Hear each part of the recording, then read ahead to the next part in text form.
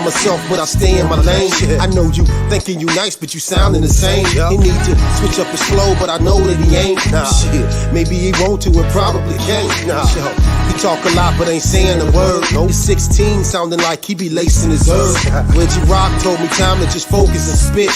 Quit worrying about the niggas abandoning shit. I dropped broken and they told me quit biting your tongue. The way you writing sounded like you forgot where you from. Say you from the hood, but you sound like a minister now. Yeah, I could take it there, but shit, I just like how this sound. I should address some of this drama, but letting it go. Shit, I can't keep playing with you niggas, I'm getting too old. The last words Bone told me I never forget. Quit playing with this music and do it to death. Shit, I came back.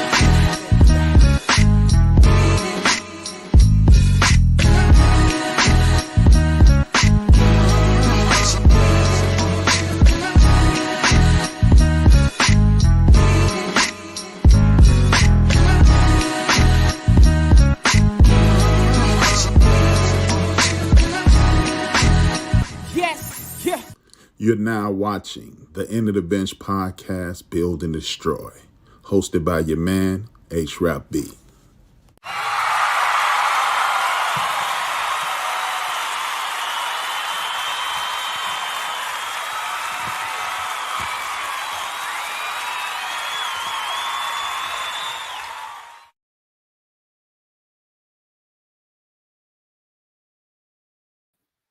Hello, this is your man HRap coming at you live and direct. Thank you for tuning in. This is Build and Destroy, where I attempt to build a community, destroy the lies and the propaganda that surround our community. Thank you for tuning in. If you're watching via YouTube, please hit that thumbs up. If you're watching via www.theendofthebench.com, please hit that like button, hit that share button, tell a friend to tune in. And if you're watching via, Facebook, Build and Destroy, do the same. Thank you. As I do every week, I acknowledge my ancestry. That is my parents. My parents are John and Dolores Williams. Without them, there is no me. So everybody connected to the Pollard family, which is my mother's family, Williams family, which is my father's family, I acknowledge you. Thank you for helping me be who I am. And all the ancestors, without you, I am a total amalgamation of everybody who's ever been in my lineage. If you have been there for me, or if you've not been there for me, I am the sum total of all of you. Thank you. Now, as usual, every week we ask 4 questions. What do we want? What do we need? How do we get it? And how will it be beneficial to the community? Thank you for tuning in. It is a pleasure to do this for you every week. Now, with that being said, I want to let you know it's going to be an interesting show. I'm added a piece to the show this week. And the piece that I've added to the show this week, I've actually stolen it from. Well, I don't want to use the word stolen. Larry Daniel Favors. Larry Daniel Favors is my personal favorite radio host. She's on Sirius Satellite Radio, channel 126 at 10 in the morning Central Standard Time. She's very inspirational. She has personality. She has charisma. She adds a lot to my day. Every day, Monday through Friday. Thanks. Shouts out to her. But she has this thing called a moment of gratitude. And with the moment of gratitude, what she does is this. The moment of gratitude, what she does is tell the people to take time out of their day, take a deep breath, breathe in, breathe out. She has this song that she plays, breathe in, breathe out, and letting people know, relax, start your day off on the right, focused right, and being motivational. What I would like to do is add this to your day. I want, the basis of this program is to the basis of this program is to inspire and basically, like I said, do the best we can for the community. The only way we can do great for the community is to do great for ourselves first and foremost. And how do you do that? I want everybody to start off each and every day with this, doing something positive for yourself. See, we keep looking at the community in the grand scheme of things. Like, man, we need this, and someone needs to step up and do this, and someone needs to step up and do that, and we need leadership and things of that nature. Those things are true. There is no refuting anything that you say when you say, well, we need unity, we need businesses, we need this, we need that, we need to stop the violence or cut down on the violence, because violence is a human thing, it's not a black thing, and I'm going to talk about that in a second. What we need to do is take care of ourselves first and foremost. As Larry does, the moment of gratitude for yourself every she does the moment of gratitude every day. What we need to do is a moment of love, self-love and self-care. How do you do that? Make yourself smile every day. This is just a recommendation. I'm not a psychologist, I'm not a psychiatrist, I'm not a therapist or anything of that nature. But what I do know is this: if you can start your day off with something positive, like a smile every day, the likelihood of you continuing that day with a positive vibe is great. And I would suggest this to you. I'm gonna do this every week. I'm gonna come up with something every week. I don't know what I'm gonna do every week, but every week I'm creative enough to come up with something different every week. What I would like to add this to your life. Every day, get up and do something silly. Do something make yourself smile. Do something make yourself laugh. If you change your diet, eat something that you're not supposed to eat. If your significant other knows that they're helping you stick to the strict diet, sneak something.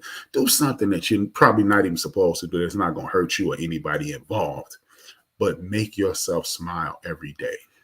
If you make yourself smile every day, I think this is my man Justice. What's up, Irene? If you make yourself smile every day, you've improved the Black community in itself, because the only way you can improve the Black community is not complaining linearly to your friends on your phones, talking to your boyfriend, your girlfriend, your cousins, aunts, uncles, and buddies. What you can do is start with yourself in your house. Once the energy changes in your house, it's going to catch on to your significant other, then it'll catch on to your children. Now you've improved your community, right? The community that is your home. Once you improve the community that is your home, at that point, once you're comfortable, once you get to the point where every day you're looking forward to doing something, I won't call it silly, I call it jovial, right? You're looking forward to doing something jovial, making yourself laugh every day. Add some joy to someone else's life. If you see somebody struggling at the change, with some change, and you had a change, just give it to them. You see somebody in the community, give a homeless person $1. I'm not asking you to give somebody $10, but hell, if you can give them $10, do you know what that'll do for somebody who's living on the dirt? Literally living on the ground, you give them $10. Don't worry about what they're going to do with it. Don't worry about what's going to happen next. But understand you are going to add joy to someone else's day. This breeds a communal atmosphere. And if you continue to do that, and basically, like, I'll give you an example. Every day for the last 15 years, most people don't even know this about me. Most of my friends and family members and people who know me, they don't know that I send out scripture every day. I've sent out scripture to my friends and family for the last 15 years. The reason I do that is not because I'm super Jesus guy and I love the Lord. Now, I do, but that's not why I do it. The reason I do it is because my goal is to one day you send it to somebody else to inspire them. And one day some random person who don't know that I send this out will send it back to me. Not one of my friends sending it back, but some random person who has no connection between me, like my man Big Mo. My man Big Mo lives in South Carolina. What if Mo sends it to people who knows and people who knows people, and it somehow gets back to me? That's what I'm asking you to do in regards to treating people like human beings. See, we look at the big picture far too much in regards to our community, politics and violence and jobs and things of that nature. But if we can fix us, then it becomes a trickle-down effect, and we can unilaterally fix the entire community. You may disagree, agree, or what have you. Try it and let me know what happens. It is important that we do these things because, yeah, it's easy to say what you need to do and what you're going to do and what you have to do. But let's just start with something simple with fixing ourselves. Keep this in mind. An individual who has experienced trauma, pain that's untreated, that's called trauma. A community that has experienced pain that's untreated, that's a generational curse. So what I hope to do is break this generational curse that has manifested itself in violence, drug abuse, and a myriad of other things. We can start with ourselves, loving on ourselves, purchasing shirts like this. The end of the bench. Yeah, I'm self-promoted. Yeah, whatever. You see the thing in the corner. Right there. But I'm being a little facetious. So I want people to understand that this is what we need to do. This is what we have to do in order to get things in order. You don't have to be Malcolm X. You don't have to be Fannie Lou Hamer. You don't have to be Shirley Chisholm. You can just be yourself spread joy in your home, and then expand it from your home. Even if you just do it for one of your children, be silly with one of your children. You have 3 children, just be silly with one of them. And then they'll be silly with the other 2. And they'll be silly with their friends. And then you like that old commercial, that Vidal Sassoon commercial, and so on, and so on, and so on, and so on, and so on. I'm asking this because the goal is to make the community a better place. Point blank, period, in a sentence. With that being said, that was a positive note. We're going to take it down a little bit because we're dealing with a whole lot of nonsense in the United States of America as a Black community. Again, I understand that the world is made up of tribes. My tribe is in trouble. And that's point blank period. A lot of people go, hey, well, it's people out there that tell me that I hate. I'm not addressing that, because if you're ignorant enough to believe that I hate somebody, I'm gonna let you embrace that, because I have no time to address you. I'm addressing my folks. I'm addressing my folks first, and then I'm addressing humanity. Just like I said, we're gonna make ourselves happy. We're gonna make our homes happy, and then we can go outside. I'm happy. And what I want to do is add happiness to our community. And what I believe is we need to address the outside agitators in our community. And then once we address those people, we can eliminate the nonsense and the foolishness that goes along with that. That's the screen. Say hello, everyone, and thank you for the support. A lot of my podcast brethren address the people that come into their chat rooms as they come in. Occasionally I do it, but I don't want you to think that I'm ignoring you. I appreciate everybody who comes in, but what I want you to understand is this. As the show grows, it's going to be too many in the chat room, people in the chat room to say hello to you. So at that point, you'll feel left out. So put it on the screen. Hello, everyone. Thank you, everyone. Then I'm going to move on. First topic of the day is the Black conservative mentality. The Black conservative mentality. Let's just be honest. Conservative has been turned into a dirty word. Is it a dirty word? No, it's not. Is it profanity? No, it's not. Is it argumentative? No, it's not. Most Black people in the United States of America are conservative. Most of us believe in God. Most of us believe in hard work. Most of us do not commit crime. Most of us are good people, straight up and down, left and right, around the board, period. Most of us have issue with certain things that conservatives have issue with, but the Black conservatives I'm thinking of are the people who get on TV and do their best impersonation of a white nationalist or a white supremacist.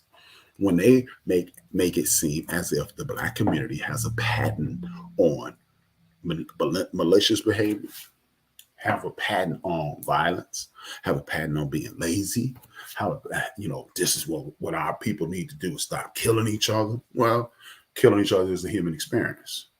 No matter what culture you're a part of, if you're a part of the planet Earth, your culture hurts people. People don't travel unless we're not going to address these nincompoops and these morons who go into places and hurt people for no reason at all. I understand. Let's understand. Those people exist and we have no control over those people. But by and large, no matter what community you're a part of, you are a part of a community that does hard work no matter where you are. We know the national media makes it seem as if you got this brown on you, you are genetically predisposed to debauchery. You're genetically predisposed to criminality. You're genetically predisposed to being lazy.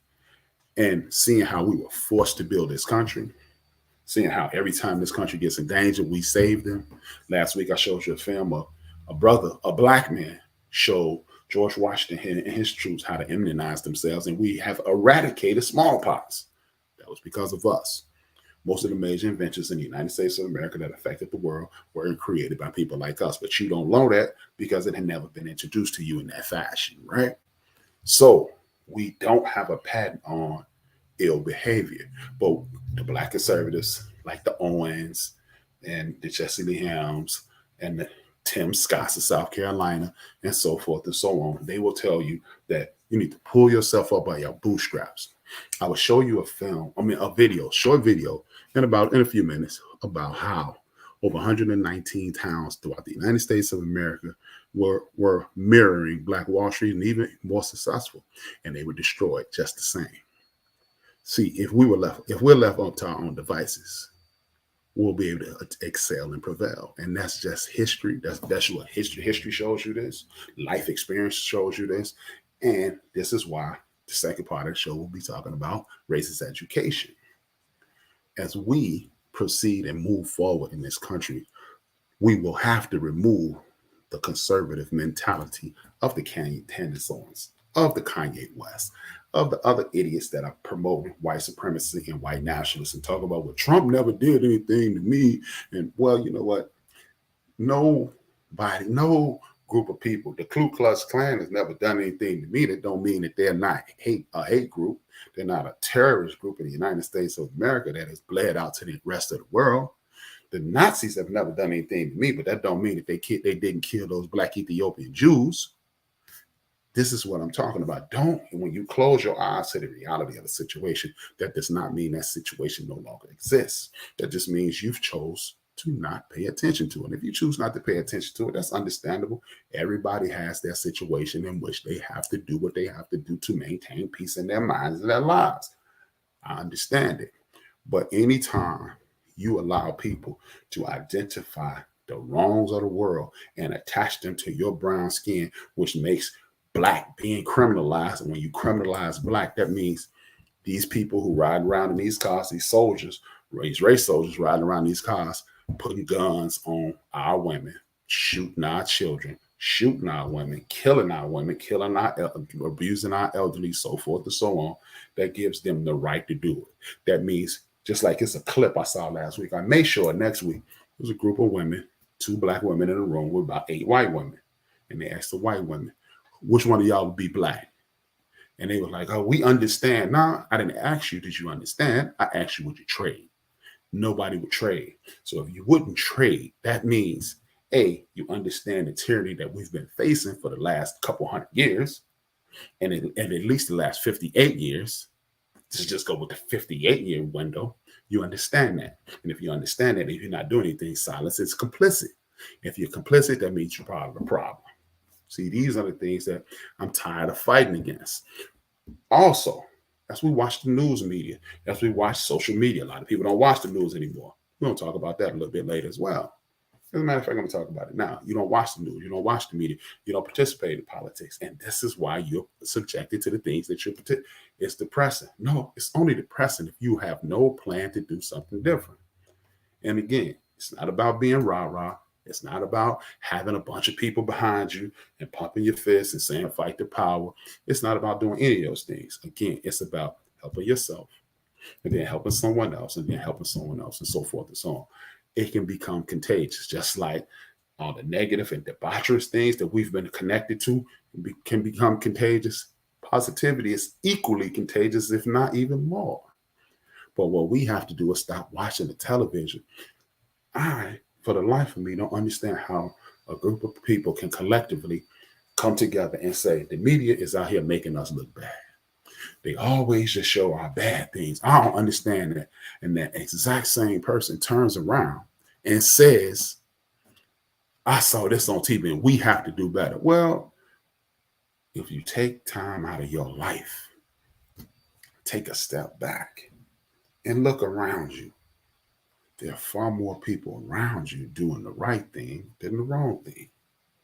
And you can be silly, you can be ignorant, or you can even try to be cheeky and say, yeah, but not me.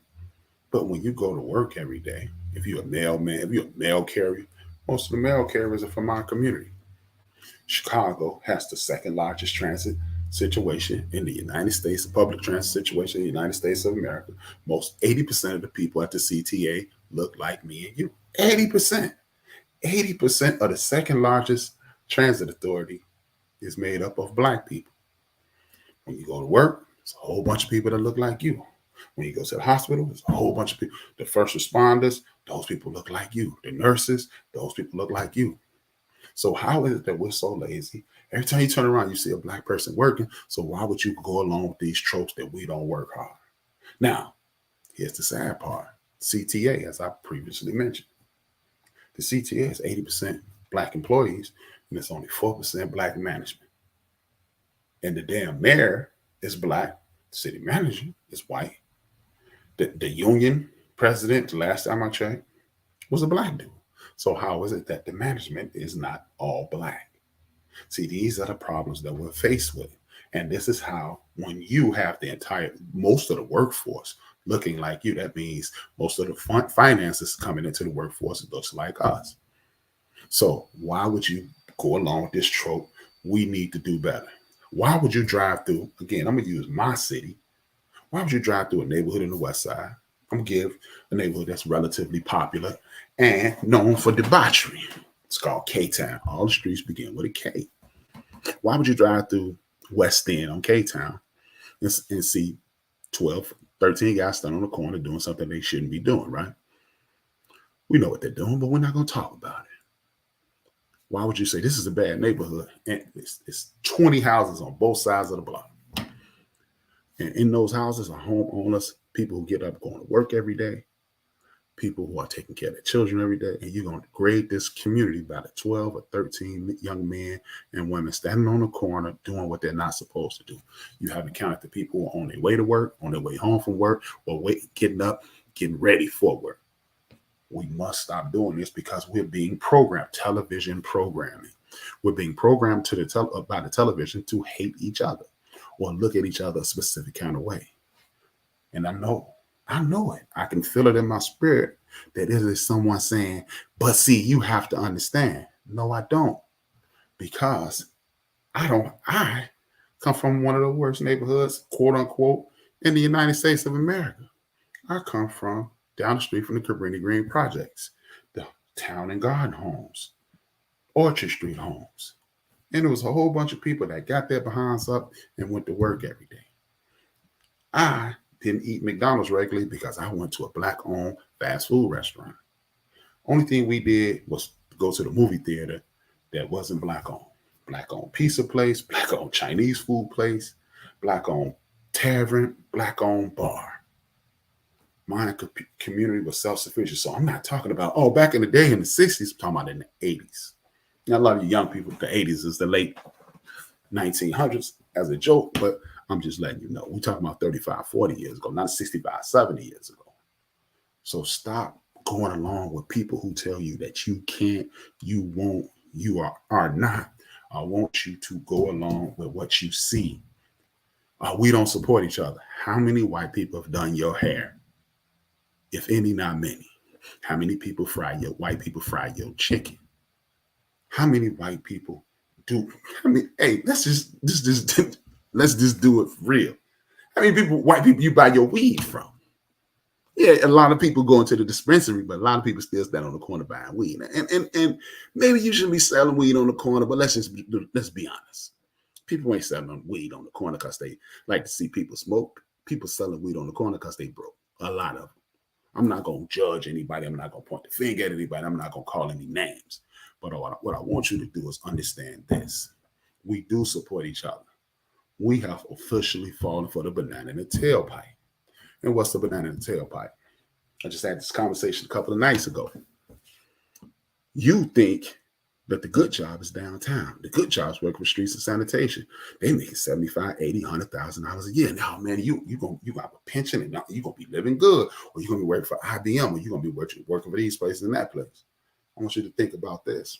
The corner store in your community, they selling potato chips, they selling soda, they selling T-shirts. In Chicago, they selling T-shirts. You see marijuana pipes. You see everything in this corner store. So they probably making $3,500, $3,000 a day. You talk about $92,000 a month. If you put $45,000, say you're putting $50,000 back into the store. You're talking about $35,000 a month. How many of y'all profiting $35,000 a month? What job downtown that you went to college for and $100,000 into debt, unless you play some type of sport, is going to put $100,000 a month in your pocket? I mean, $32,000 a month in your pocket. Not many. And the ones that are doing it, they're discriminating against us and not hiring us because of what we look like and how we present ourselves. Unless you do the thing called code switching, and then you lose a piece of yourself, and then you do your brothers and sisters a disservice, because when you code switch, they expect me to code switch. They expect this guy to code switch. They expect that guy to code switch, and that's just not gonna happen. Thank you, Alfred. Oh yeah, Alfred back, y'all. I'm back. Alfred, he was on FMLA. He backhanded me the drinks. You already understand. Can you dig it? I hope you can. But these are the things that we have overlooked because no, there's no future in the corner store. But that corner store has been in your community for the last 40 years, making $32,000 a month. You ever notice the dude that drive the corner store? He usually owns 2 or 3 buildings in your community. So he's your landlord, and you go get your meats and your snacks and your sodas and everything else from the dude on the corner store. And guess what? Here's a news flash. It's this dude or woman, this man or woman, he's a state representative. His job is to provide you money to open up a corner store so you can have a tax generating business in his district. That's his job. But we are not civically engaged. I'll talk about that in the second half of the show. Once we become civically engaged, we understand what these guys' jobs are. When we understand what their jobs are, then we start maximizing our abilities. If you don't understand what I'm saying, I know a person personally, and I saw the check being handed to him. I don't say what his name is because it's not my place to say it, but I saw him get handed a $50,000 grant, grant. That means he did not have to pay that back, and it was to start a business. I don't know if he ever started the business, but it was a grant. This dude, he was a former representative. His name was Hollywood Ricky Hendon.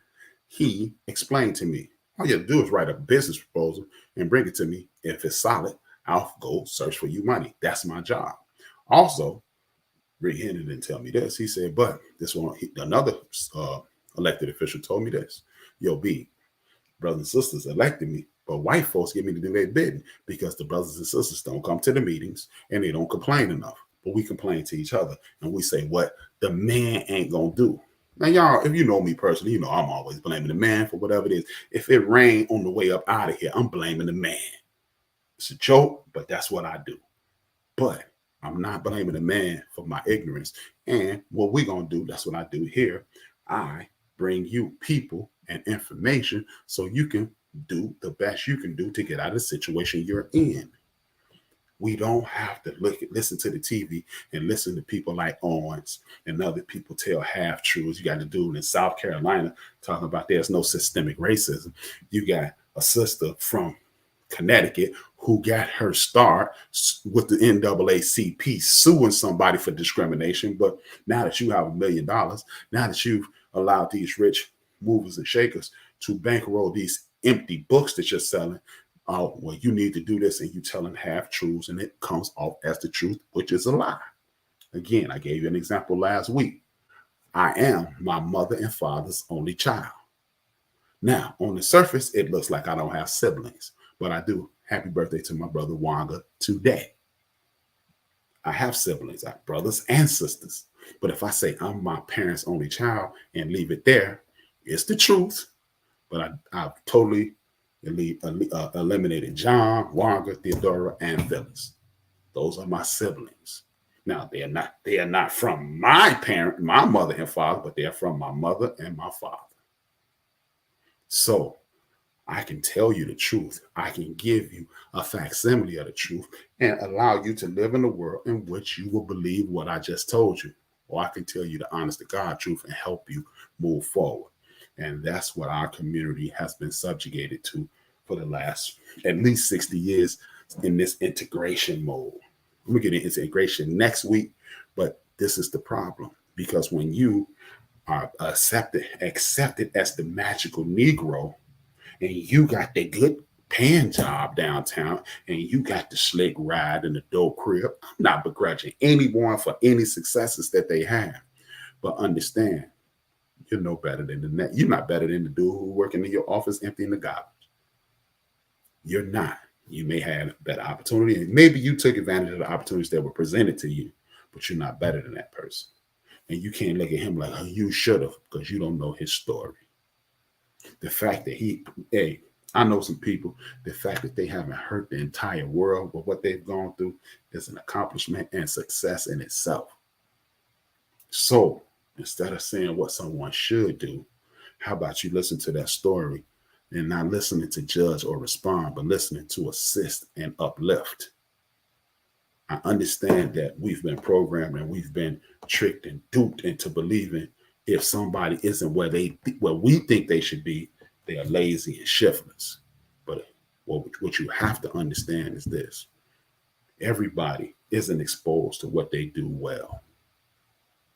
You, if you're an attorney, if you're a software developer, if you're a doctor or what have you, or whatever you're doing that brought you the successes that you have, you were afforded opportunities that some of us may not have been. I've seen it live and direct.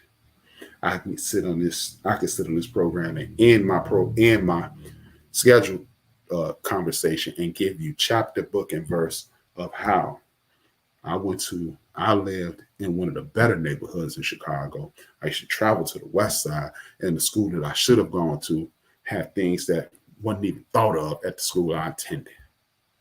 So don't judge people by what you think they should have done and opportunities that you think they should have taken advantage of, when those people may not even have those opportunities. I'm gonna show you a piece of history. I'll be back shortly. This your man HRap.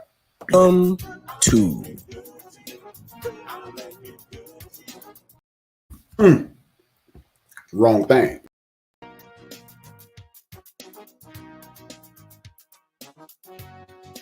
Welcome to the Black Excellence and Abundance Channel.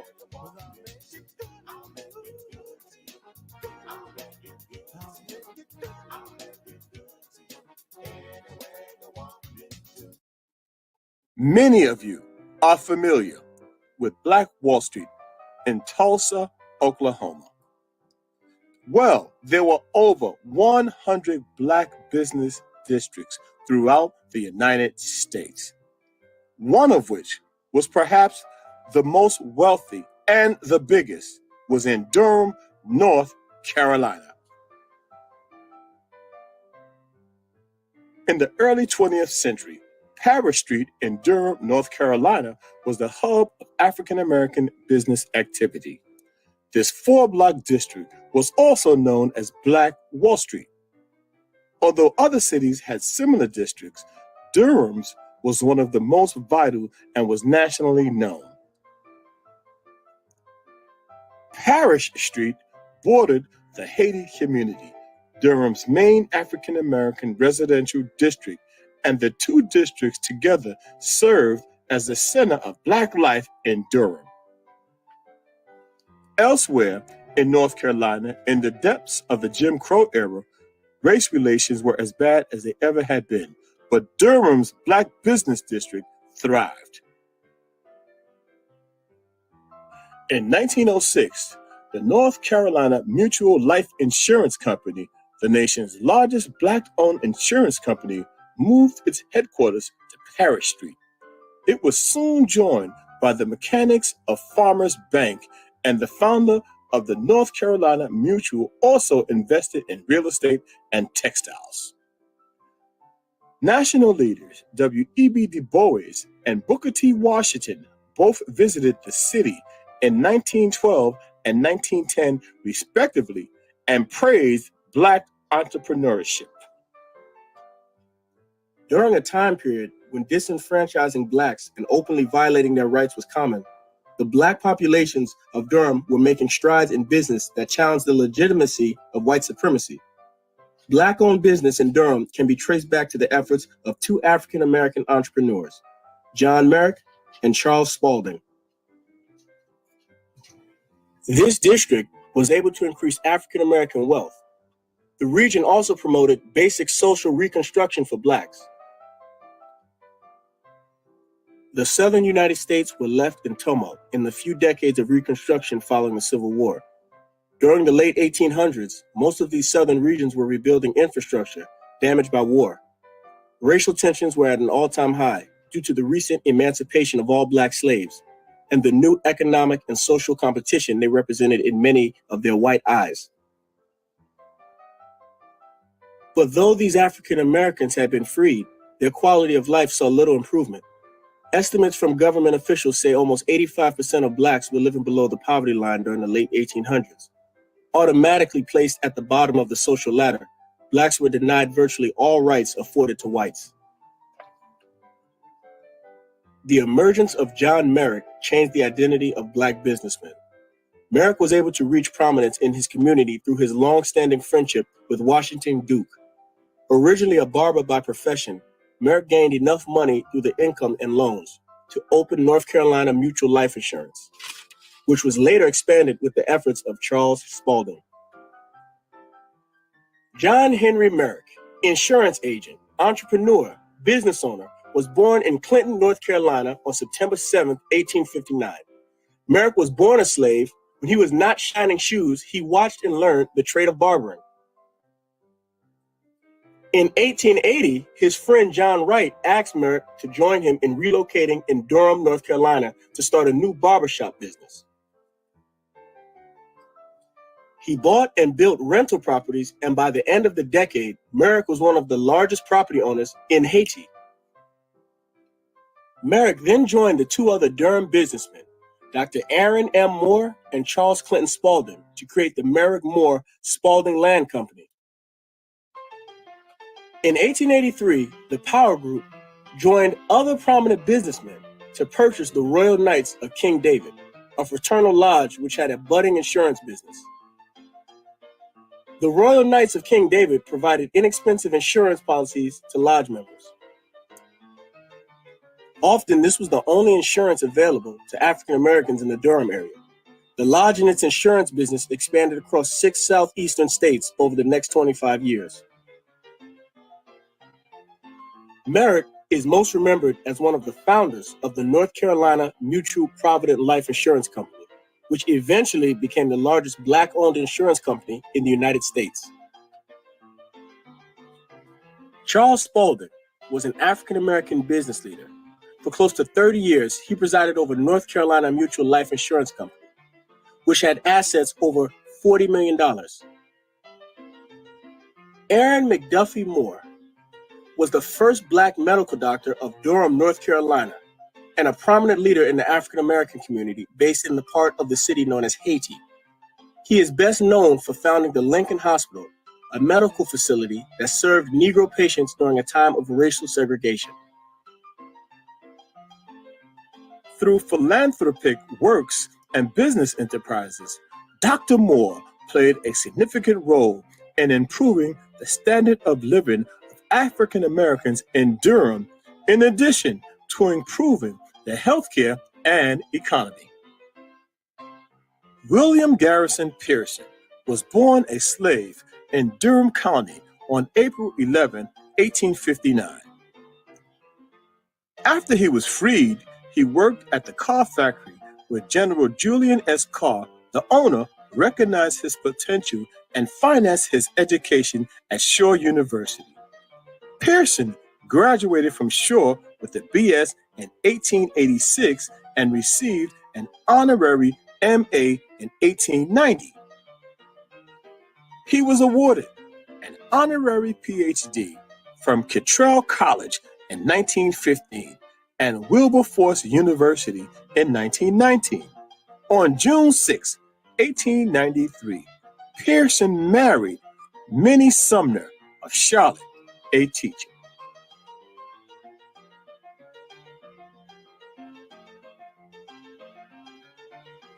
The area saw a steady increase of population, wealth, and diversity of occupation. By 1890, the number of colored people in Durham was 1,858, or 33.8% of the total population.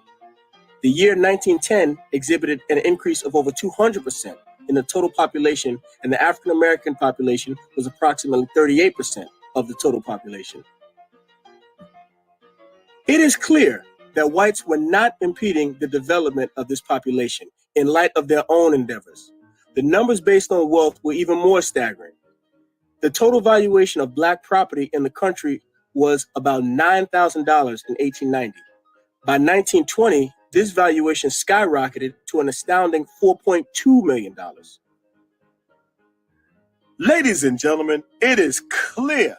Once again, this shows that when left alone, our people thrive. Just give us the ball, let a player play, and move out the way.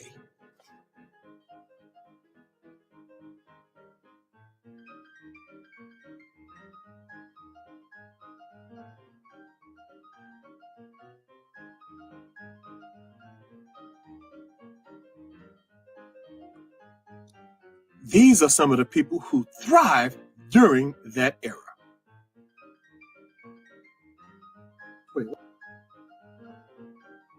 And these are some of the buildings on Parish Street in Durham, North Carolina, known as Black Wall Street. Even after accounting for inflation, the level of growth for Black Wall Street was incredible. Booker T. Washington mentioned in his commentary of Durham the level of vocational diversity. He wrote that he had never seen a city of this size, so many prosperous blacksmiths, wheelwrights, cotton mill operatives, and tobacco factory owners among the Negroes.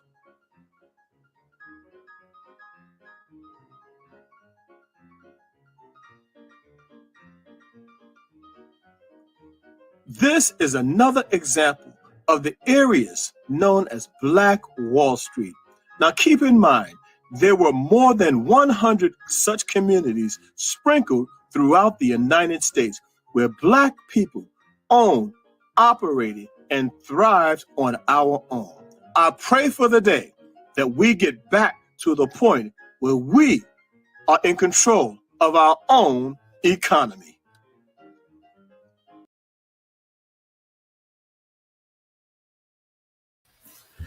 All right, I'm back.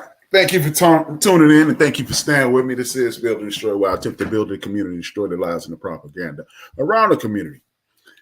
This is a perfect example of what I'm talking about. If you're properly educated about what you can and cannot do, what you have and what you don't have, or the reasons you don't have them, you will remove all obstacles from front of you. We're talking about people who were doing this who started this in what is called a Reconstruction period. That is the 10 to 12 year period right after the Civil War, before they start creating laws like the Black laws, which most of the laws that are affecting our community today are affecting, like loitering. You had 30 days to find some place to be, or you'll be incarcerated. Why were they incarcerating people of our community? Because if they incarcerated you, then they can lease you out to a landowner, and then you be re-enslaved. See, these are the things that were created to continue to hold you back. Hate groups like the Ku Klux Klan, they were talking about in Durham, North Carolina, but about Wilmington, South Carolina, whereas Black people and white people of working class citizenship were working together, and they elected a lot of Black people. A hate group came in and said, we will choke the river with your bodies, meaning we will kill so many of you that the river won't even be able to flow if you don't get out of town. So, of course, a lot of our sisters and brothers left and fled to other portions of the state as well as the country. So, as the man stated, every time we've attempted to create what we need to create and move forward, it has been destroyed. At this point, a lot of people, some of them will remain nameless. It's time for us to fight back. It's difficult to fight a fight against a country who's defeated a nation. I'm not saying it is impossible. I'm just saying it's unlikely. But when you're living in a capitalist society, what you do is not fight with violence. You fight with finance. You go to work and you only shop with yourselves. I've given you an example time immemorial about how people, if we invest in each other. And see, the thing is, it's 60 million of us. Some of us are undocumented, some of us are documented. And when I mean documented, I mean registered with the Census Bureau, not people who they call illegals. But it's 60 million of us in this country. If 15 million of us just did the same thing, if we did the exact same thing, invested in each other, do you understand it would bring this country to its knees in regards to finance and dealing with us appropriately? This is why when I hear people like our brother Ice Cube, our brother Tariq Nasheed, who I have a ton of respect for, when they say, hold your vote. If you hold your vote and you don't have a plan, what are you going to do to hold your vote? You're wasting your time, because holding our vote allowed Roe versus Wade to be reversed. Holding our vote allowed the Voting Rights Act to be reversed or destroyed to a certain point. And this is why affirmative action is being stripped apart piece by piece, rook by rook. See, we are looking at the small picture, and they're looking at the 50 year from now picture. The people who are in control of this country hate us, and they want to subjugate us, and they want to destroy us and put us in. They want to keep their boots on our neck. But at this point, we've been emancipated for too long. We've been allowed to read. We've been allowed to obtain the information.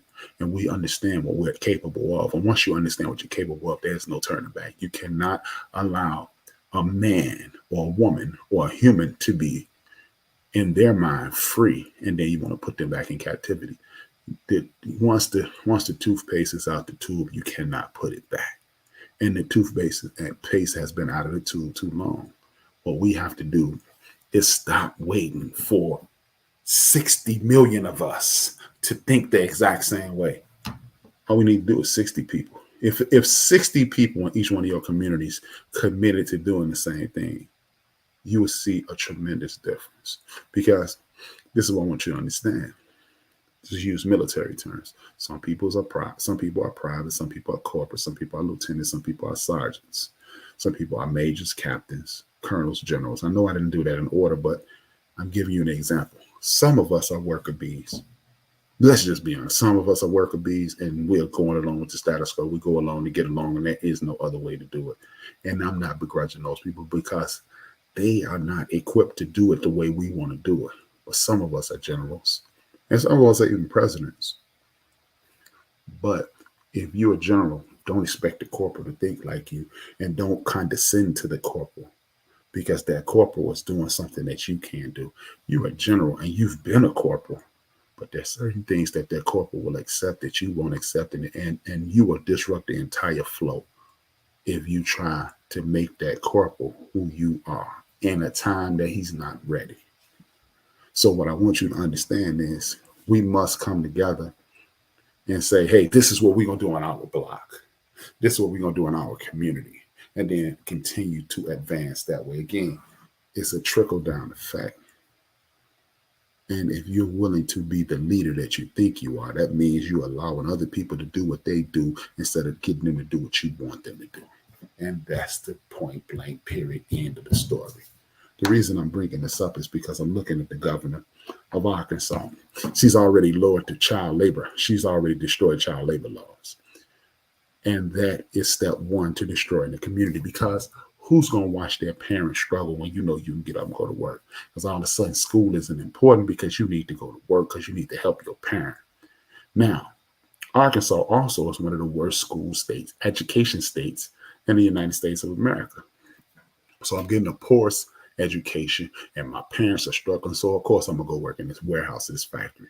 And now my life has changed. It's not ruined, it's changed. The course has changed because nothing can be ended at age 13 that you can't fix.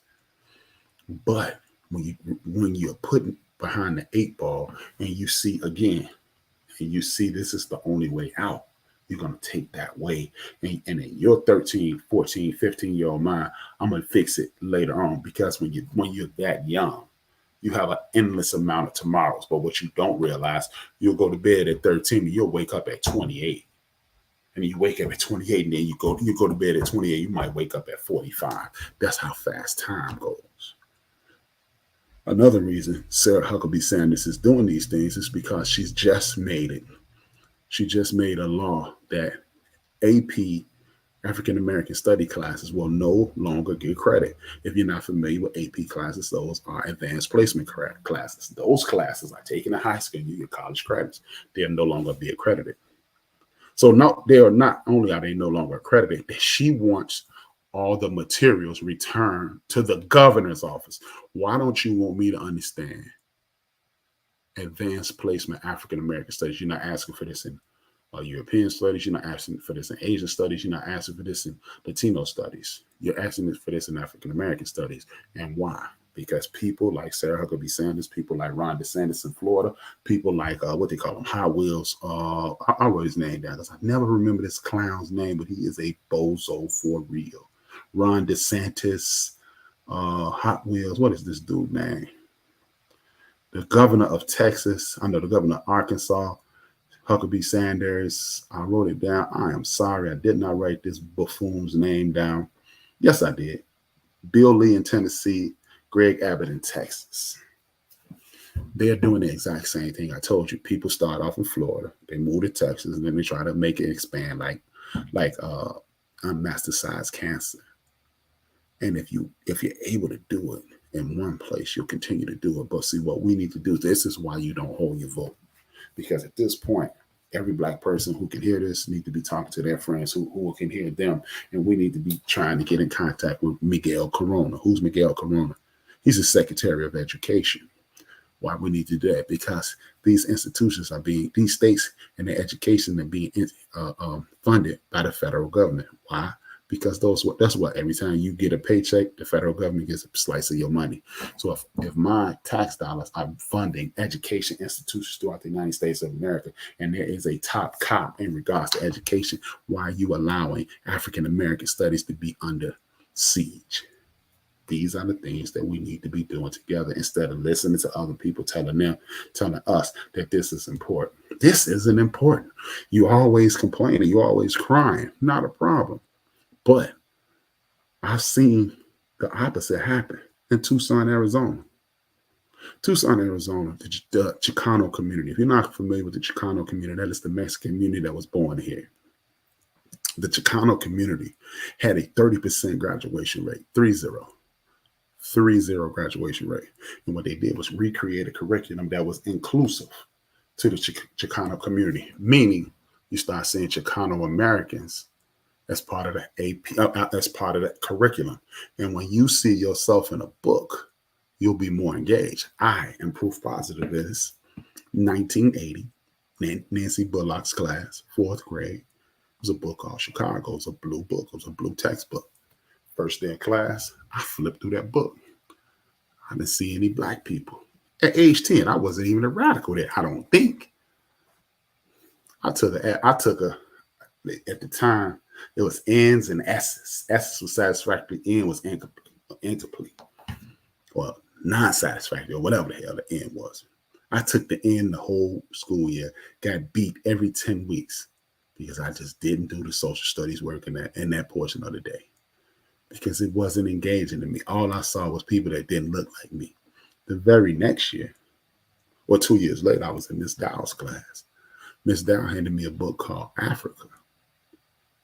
I got A's in it. I got what was E for excellent. I got E's in that across the board because I related. I saw myself in that book. It meant something to me. And just like the Chicano community went from 30% graduation rate, the attendance improved, and they went from 30% graduation to 80% graduation. When you put people like Booker T. Washington, when you put people like Marcus Garvey, when you put people like A. Philip Randolph, when you put people like Thurgood Marshall, so forth, Fannie Lou Hamer, Shirley Chisholm, when you put those people in those books, our young people get engaged. And when they engage, education becomes something to them. When it becomes something to them, they're running that knowledge like you wouldn't believe. And when you get young people engaged to learn and willing to learn, they're like a bottomless pit. You cannot fill them up with enough information. That's my man and my business partner, Big Mo, and I was talking earlier today. It was like, if you showed a group of 10-year-olds the tyranny and subjugation of video, just the highlights of the lynchings and the subjugation and the discrimination that our people with, just a 20-minute video, those young people will come out of that room wondering why. And then they would create, most of them will create something inside of them that would trigger them and say, hey, we need to fix that.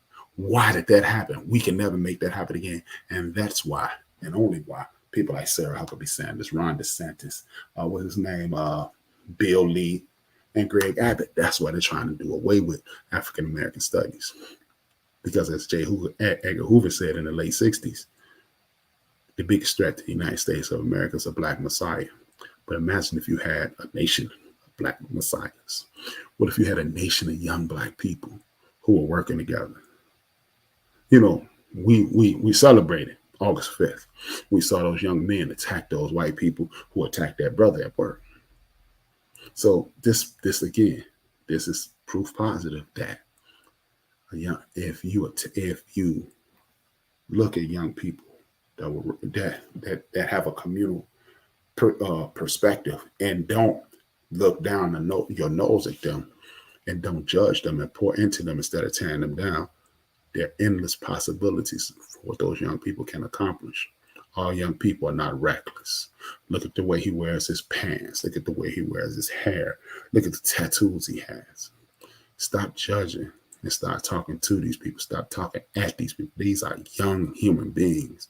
They're not monsters. They're not cretins. They are babies. And if they were raised improperly, what would that, if their mother raised them wrong and their father wasn't there, what were your uncles? What were your aunts? What were your cousins? See, it's easy to say what someone didn't have. What did you add to it? It used to be this way in the community. Why isn't it? Because you're not doing enough. I'm not doing enough. I'm not saying you and removing myself. On this very program, I had a panel of young men, and my nephew called me out. He said, Uncle B, you should have been around a little more. You were around for Sam and Phil, but you wasn't around enough for me and Peanut. And he was right, and I apologize live on air. So I'm not speaking from a position of I'm better. I'm speaking from a position that I understand. And instead of, again, complaining to your friend and your lady or man, what we need to be doing is getting your friend, your lady, your man, and their lady and their man in the room and start talking about this is what we're going to do. Time is of the essence. I'm going to tell you this, and I mean this. By 2030, it's going to be a problem. We got about 7 years to get in order. 1965, 58 years, was that 58 years ago? 58 years ago. Integration became the order of the day. And it looks like it was the order of the day for destruction, because now we don't have black hospitals. A lot of black businesses are no longer there. And we're subject to their tyranny, and they're doing everything they can to make discrimination a real deal again. So if you don't want to live in that fashion, I suggest that you get together with your friends and your family and do what you have to do to make sure your grandchildren, nieces, nephews, cousins, and neighbors live a better life than we've lived. Otherwise, it's not going to be good. Generation X, the end of the baby boomers, we dropped the ball. We truly dropped the ball. People born between the years of 1959 and 1979, and I was born smack dab in the middle of that. We haven't done what we needed to do. So let's start now. We can fix it. It's not a difficult thing.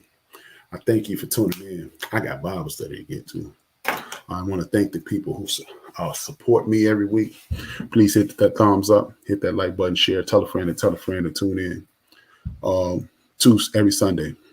Soon we'll be moving, but every Sunday for now, I'll wrap it up. One man, Big Mo. The Chief Seats on Mondays. This show on Tuesdays.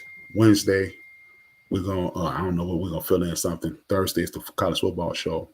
And maybe Hold My Beer Sports. Friday's Rapping with HRap. The Takeover starts today. Thank you.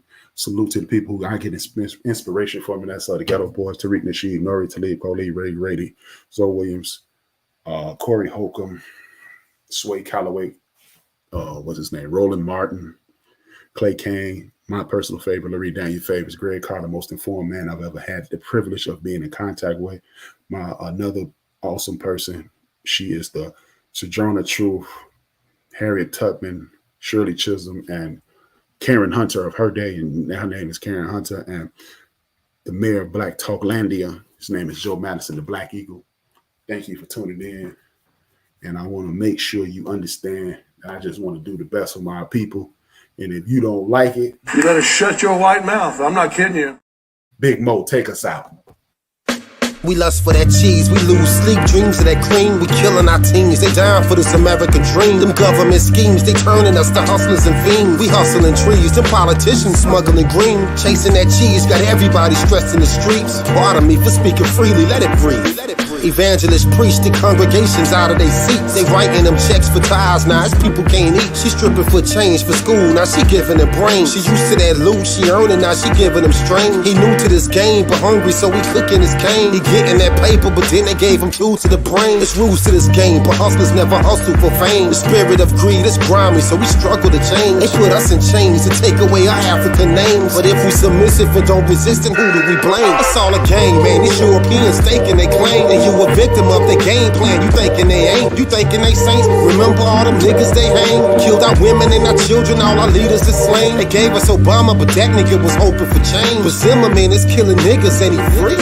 Shit is crazy, babies having these babies and getting checked. But keep the child from they pop to rip his heart out his chest. Our rappers was leaders and now they in the booth in the dress. Spitting bullshit and making more but giving us less. They taking our sound and changing ours, dumbing it down. They taking our jobs and homes and they shutting us out. They taking our kids because it ain't a man in the house. They locking us down, but soon they gon' be wiping us out. They told our women they was too independent to need a man. They told our brother he was too insignificant to advance. It's all a game, man. These Europeans staking they claim, and you a victim of their game plan. You thinking they ain't? You thinking they saints? Remember all them niggas they hang? Killed our women and our children. All our leaders is slain. It's all a game.